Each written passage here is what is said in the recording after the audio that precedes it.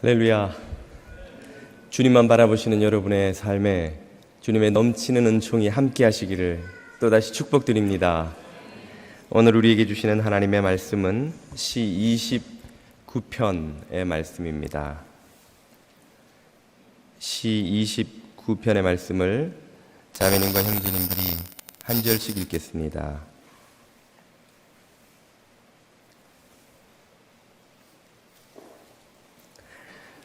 하나님이여, 사슴이 시냇물을 찾기에 갈급함같이 내 영혼이 주를 찾기에 갈급하니이다. 내 영혼이 하나님 곧 살아계시는 하나님을 갈망하나니 내가 어느 때에 나아가서 하나님의 얼굴을 배울까? 사람들이 종일 내게 하는 말이 내 하나님이 어디 있느냐 하오니 내 눈물이 주야로 내 음식이 되었도다. 내가 전에 성의를 지키는 무리와 동행하여 기쁨과 감사의 소리를 내며 그들을 하나님의 집으로 인도하였더니 이제는 이 일을 기억하고 내 마음이 상하는도다. 내 영혼아, 내가 어찌하여 낙심하며 어찌하여 내 속에서 불안해하는가? 너는 하나님께 소망을 두라.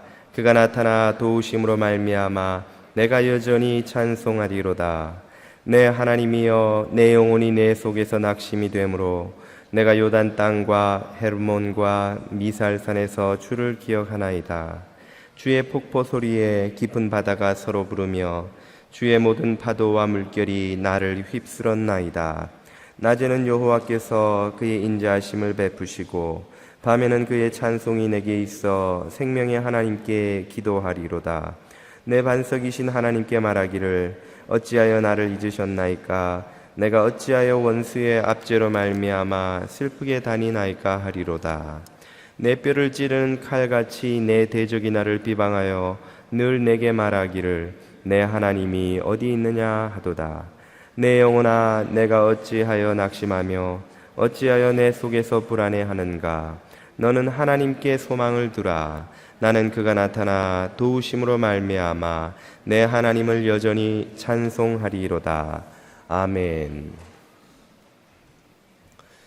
지난 2010년 말 한국 방송가에서는 안타까운 사건 한 가지로 인해서 술렁이는 일이 있었습니다.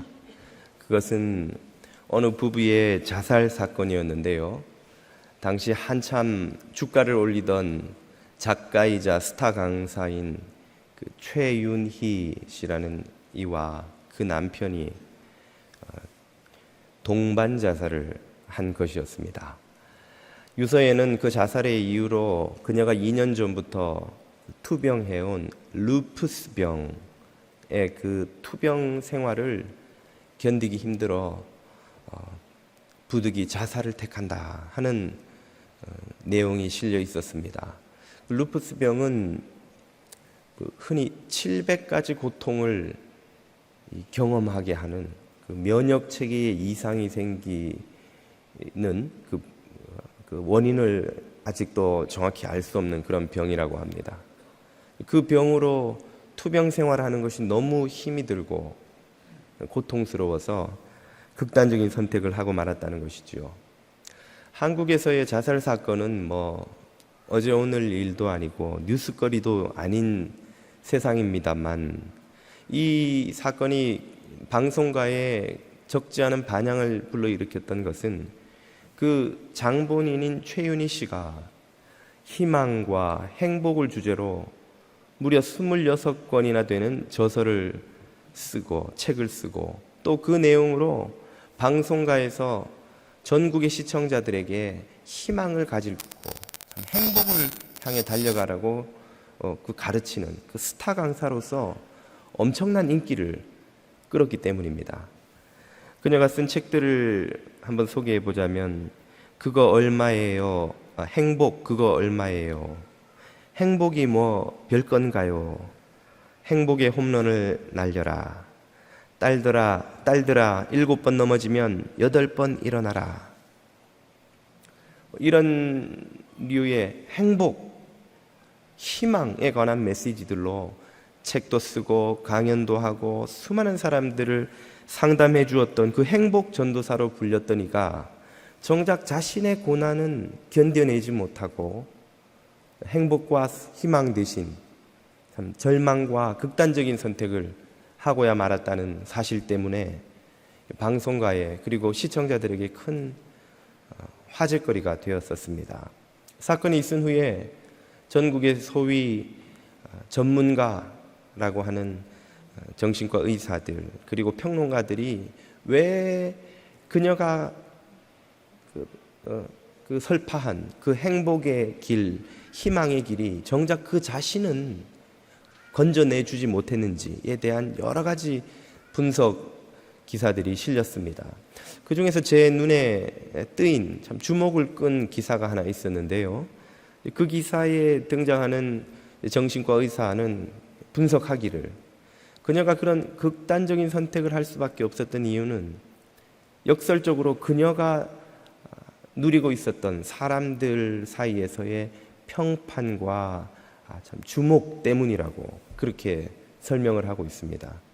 그는 너무나 많은 사람들에게 행복을 전하는 행복 전도사로 그녀의 이미지가 이미 메이킹되어 있었기 때문에 그런 상태에서 자신이 이 질병을 참 견디지 못해서 고생하고 괴로워하고 참 마음에 불평과 원망이 가득한 이런 소위 망가진 모습을 대중들에게 보여주는 것을 견딜 수 없었다는 것이죠.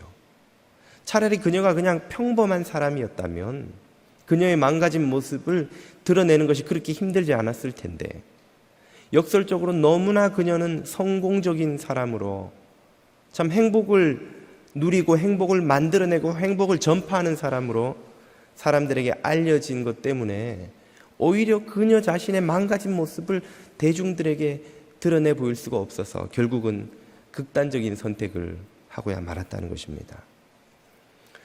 그 분석이 맞다고 본다면 그녀가 가지고 있었던 그 누렸던 평판 그리고 사람들의 주목이 오히려 그녀에게는 독이 되고 말았다는 참 역설적인 상황을 우리는 보게 됩니다.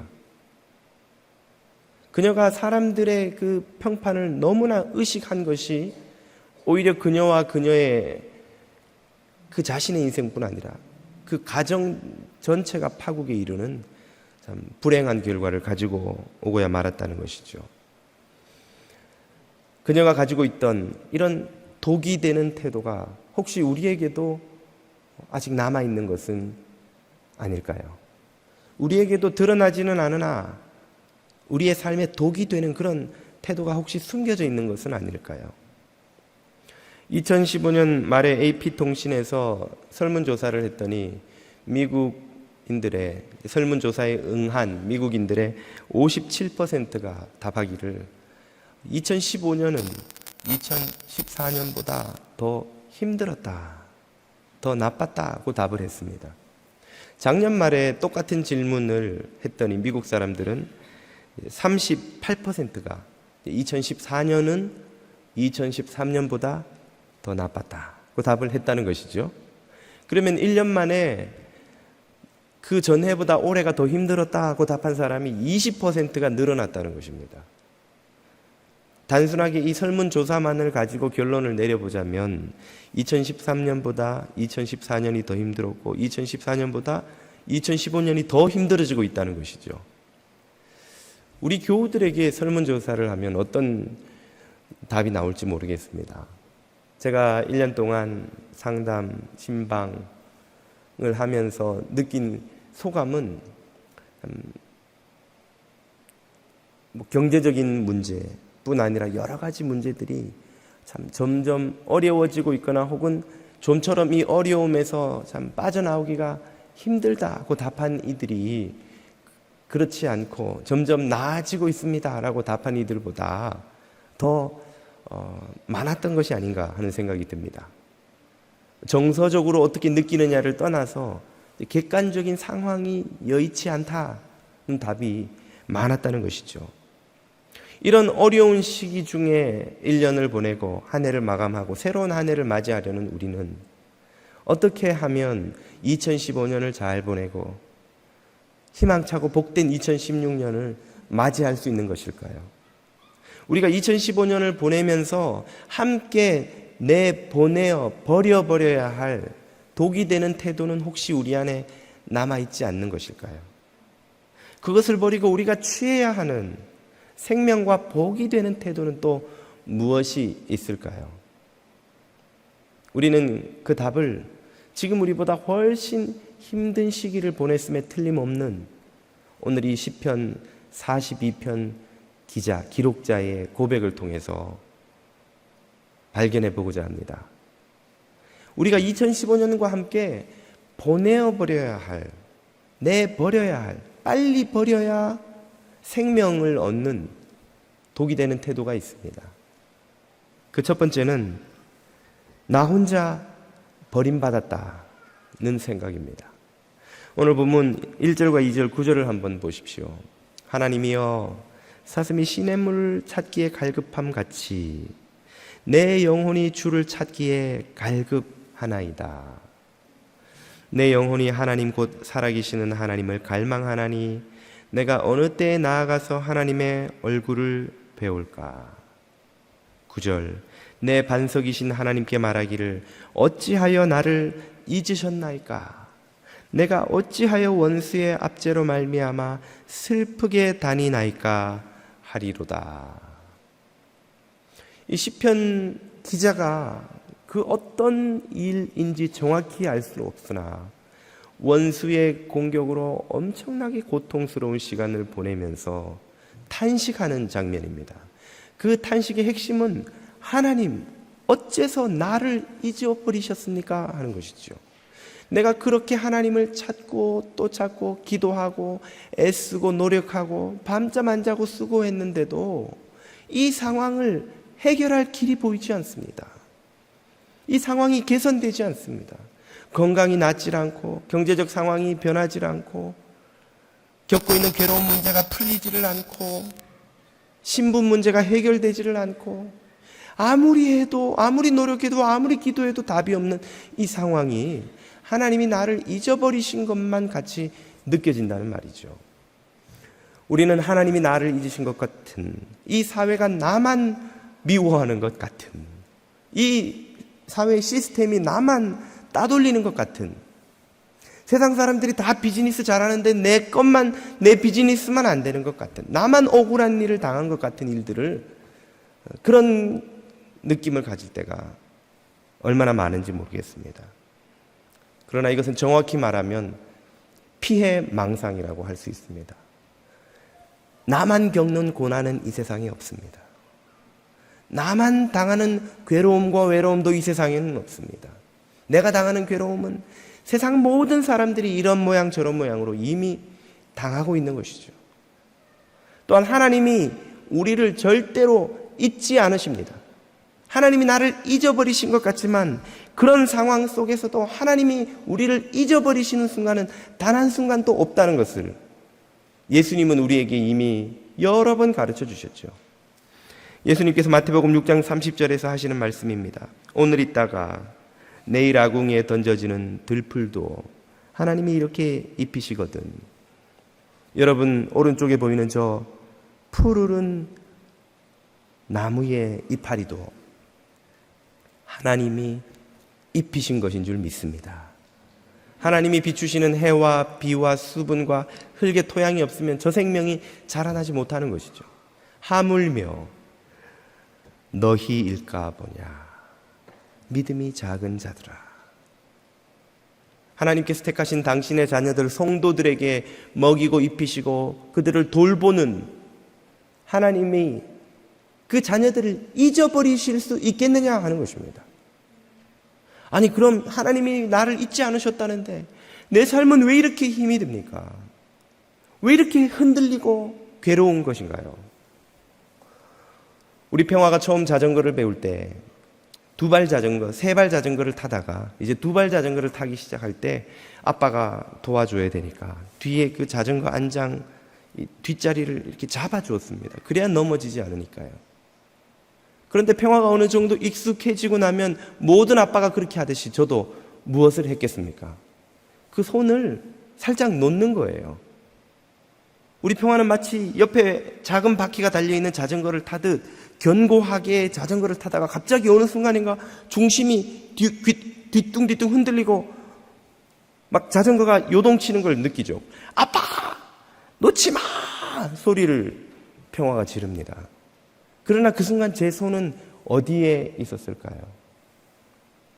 그 평화가 타고 있는 자전거 안장 바로 뒤에 요렇게 대고 있는 거예요. 왜? 그 자전거가 넘어질라 치면 제가 얼른 잡아야 되니까. 제가 그 평화의 자전거를 이제는 네 인생이다, 그리고 경사길에서 놔버리고 혼자 달려라, 그렇게 하지 않죠. 혹시 경사길로 우리 평화의 자전거가 내려가면 저는 종종 걸음으로 거기를 따라 달려 내려가면서 손으로 거기를 이러고 쫓아가는 거예요.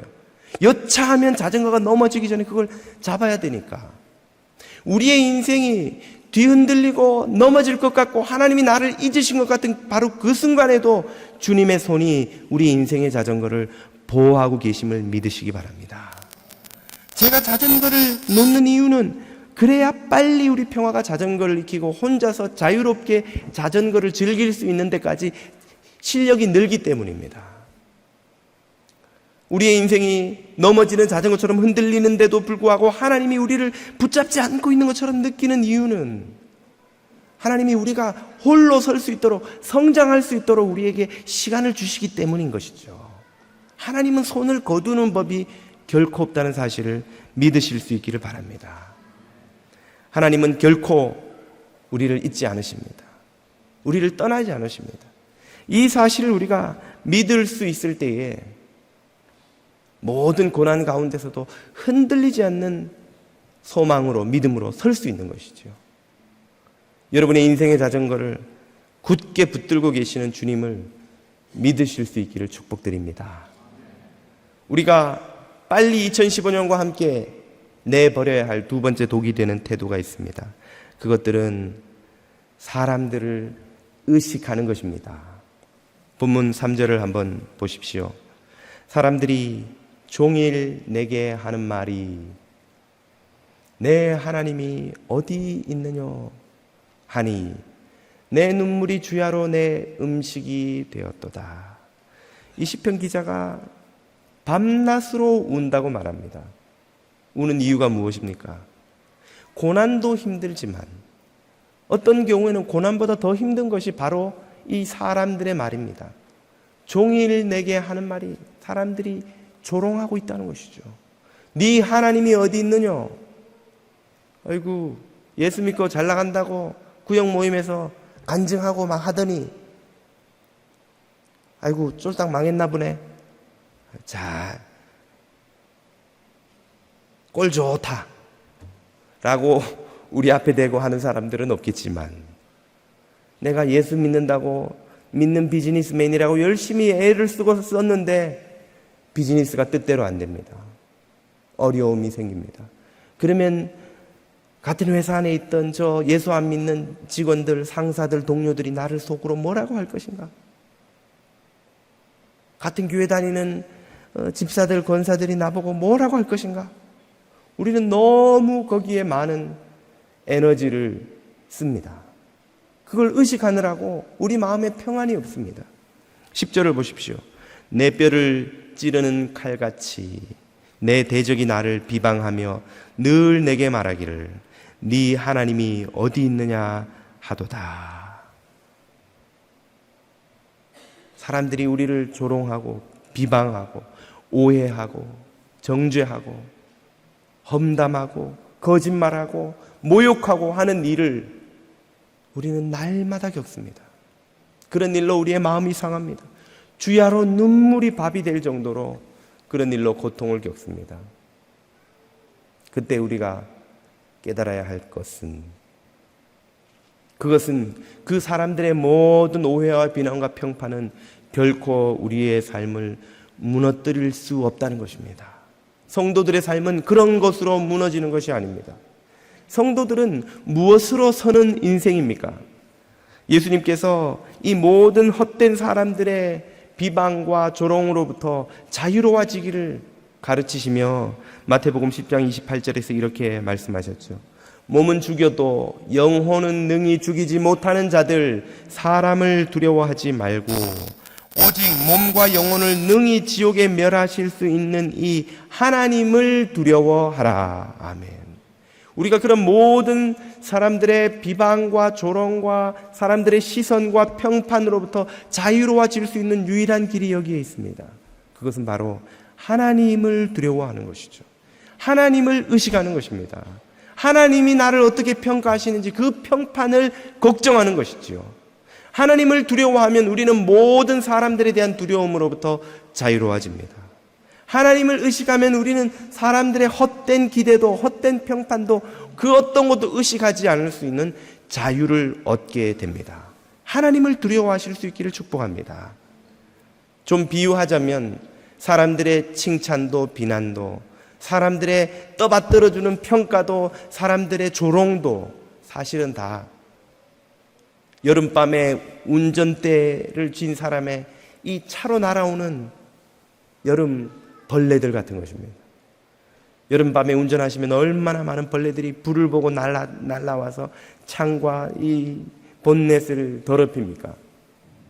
지저분하기는 하지만 그것 때문에 자동차가 달리지 못하는 법은 없습니다. 저 와이프로 닦아내든지 혹은 세차를 한번 하면 그만인 것이죠. 사람들이 우리를 칭찬도 하고 비난도 합니다.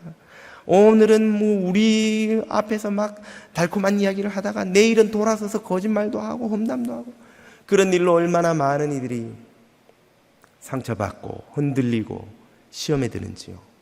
그러나 그런 것들은 우리의 믿음의 삶을 뒤흔들 수 없다는 것을 여러분 믿으시기 바랍니다.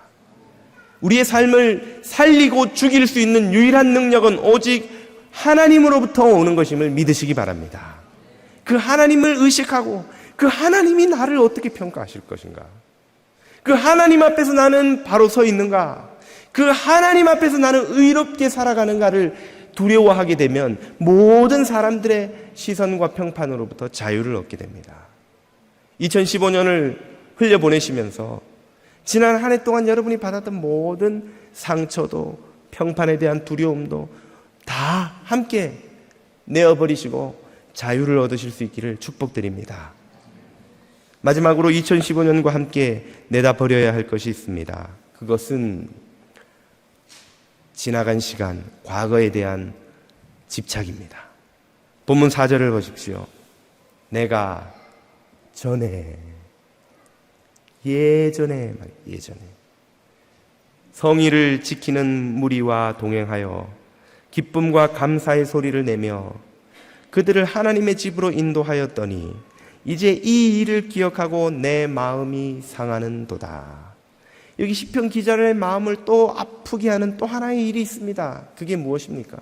그게 바로 기억이에요. 기억. 어떤 기억입니까? 예전에 내가 말이죠, 이 문맥을 고려할 때 이 사람은 왕이나 예배 인도자나 고위 관리자나 혹은 제사장과 같은 그런 백성의 리더 중에 한 사람이었음에 틀림없습니다. 그런데 지금은 모르긴 해도 그 지위를 잃어버렸든지 아니면 원수에게 권력을 빼앗겼든지 혹은 어떤 누명을 쓰고 감옥에 갇혔든지 고통스러운 상황에 처했습니다. 예전의 영광 때문에 지금의 이 실패가 더 초라하고 더 고통스러운 거예요. 처음부터 없이 살았으면 모르겠는데 한때는 비즈니스가 잘 돼가지고 막 집을 몇 채씩 궁궐 같은 집에서 살다가 이제는 그걸 다 잃고 사니 더 견디기가 고통스러운 것이죠. 그걸 기억하는 게 마음을 상하게 하는 거예요. 옛날엔 내가 이렇게 잘 나갔는데, 옛날엔 내가 이렇게 성공했는데 말이죠. 옛날엔 내가 막 청년부 나가면 형제들이 예배를 못 드리고 나만 바라보고 그랬는데 말이죠. 이제는 아무도 날 안 봐요. 이제는 막 나보다 나이도 많아 보이는데 막 버스에서 자리 나한테 양보하고 막 그럴 때마다 깜짝깜짝 놀라는 거예요. 막 아우 막 큰 선배님, 아이고 막 이렇게 인사하고 나이를 나눠보니까 나보다 5살이나 아래고 이럴 때 깜짝깜짝 놀라는 것이죠. 예전의 기억들이 우리를 고통스럽게 합니다. 과거의 영광이든 과거의 실패든 과거에 매여 사는 사람들은 앞으로 나아갈 수 없습니다. 영광을 그리워하는 사람도 그것 때문에 족쇄가 되고, 과거의 실패에 집착하는 사람도 그것 때문에 족쇄가 됩니다. 하나님은 얼마나 은혜로우신 분인지요. 이 우주를 창조하실 때에 해마다 이 지구의 자전과 태양 주위를 도는 공전으로 인해서 365일마다 새로운 한 해가 오도록 만들어 주셨어요. 그리고 그 365일에 매일매일은 새로 해가 뜨고 또 지는 날의 매듭, 월의 매듭, 연의 매듭이라는 인생의 매듭을 만들어 주셨습니다. 이 매듭의 의미가 무엇일까요? 지나간 시간의 실패는, 지나간 시간의 부끄러운 과거는 매듭을 짓고 털고 넘어가라는 거예요. 새로 시작할 수 있는 기회가 있다는 것입니다. 새로 시작할 수 있는. 우리가 지난 시간을 돌아보면 얼마나 부끄럽고 민망하고 창피하고 정말 지우고 싶은 기억들이 우리 인생에 많은지요. 저도 가끔씩 제 지난 시절을 우연한 기회에 옛날 일이 떠올라서 생각을 하다 보면 얼굴이 화끈거려 견딜 수가 없는 거예요. 제 과거를 아는 사람이 우리 교회 안 나오는 게 얼마나 감사한지 모르겠어요. 내 옛날에 김도환 전도사를 내가 아는데 말이죠. 이런 분이 우리 교회 오실까봐 저는 새 가지고 오시면 이렇게 유심히 쳐다봅니다. 혹시 아는 사람일까봐. 그럼 제가 빨리 안경을 쓰든지 해서 얼굴을 좀 이렇게 기억을 못하게 해야 돼요. 우리의 과거가 아마 낱낱이 여기 까발려진다면 아마 저부터 부끄러워서 이 자리에 서 있지 못할 것입니다. 그런데 하나님의 은혜는 얼마나 놀라운지요. 우리 인생에 매듭을 주셔서 지난 시절의 아픔과 슬픔과 수치와 비굴함과 상처들을 다 매듭 짓고 덮어버리고 새로 시작할 수 있는 은혜를 우리에게 주십니다. 2015년을 오늘 이제 한 두어 시간이면 우리는 매듭 짓고 넘어갈 수 있습니다. 2015년이 여러분에게 참 성공적인 한 해였든지, 혹은 정말 다시는 기억하고 싶지 않은 실패의 한 해였든지, 혹은 고통의 한 해였든지, 상관없이 그 모든 시간을 2015년과 함께 흘려보내시기를, 내어버리시기를 축복드립니다. 시간은 강물과 같아서 한번 흘러간 강물은 다시 그 자리로 돌아오는 법이 없습니다. 시간도 다시 돌아오지 않습니다. 하나님의 은혜는 우리의 모든 수치스러웠던 과거를 다 흘려보내시고 새로 시작되는 새 한 해를 주십니다. 그리고 그 새로운 시작에는 새로운 일을 행하시는 분이 우리 하나님이십니다. 이사야 선지자는 저와 여러분 같은 모든 과거의 수치를 떠내려 보내고 싶은 이들에게 이렇게 격려와 위로의 말씀을 주십니다. 이사야 43장 18절 말씀. 너희는 이전 일을 기억하지 말며 옛날 일을 생각하지 말라. 그 이전 일, 옛날 일이 무엇입니까? 이스라엘 민족에게는 정말 다시는 생각하고 싶지 않은 수치스러운 과거가 있습니다.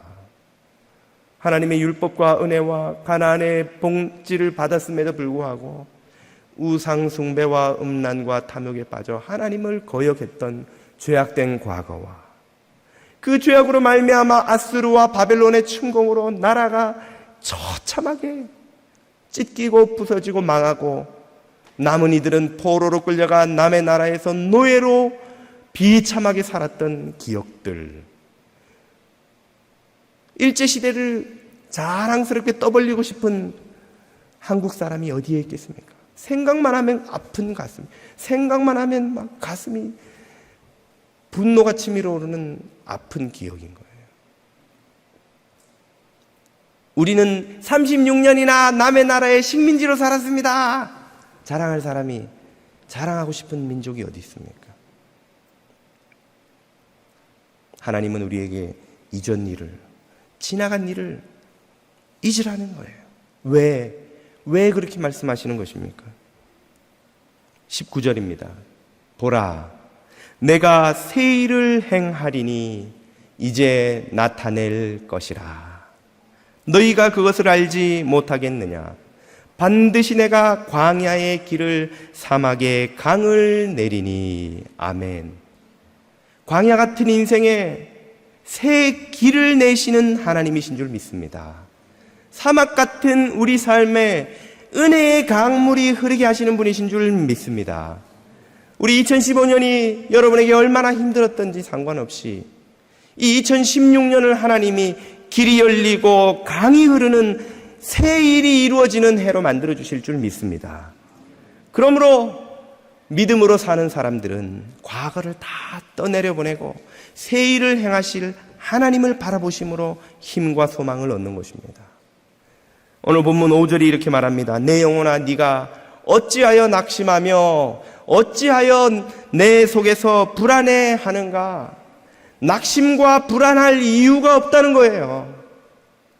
과거로 인해서, 사람들로 인해서, 이 고통으로 인해서 흔들리고 낙심하고 불안하고 절망할 이유가 없다는 거예요. 무엇이 있기 때문입니까? 너는 하나님께 소망을 두라.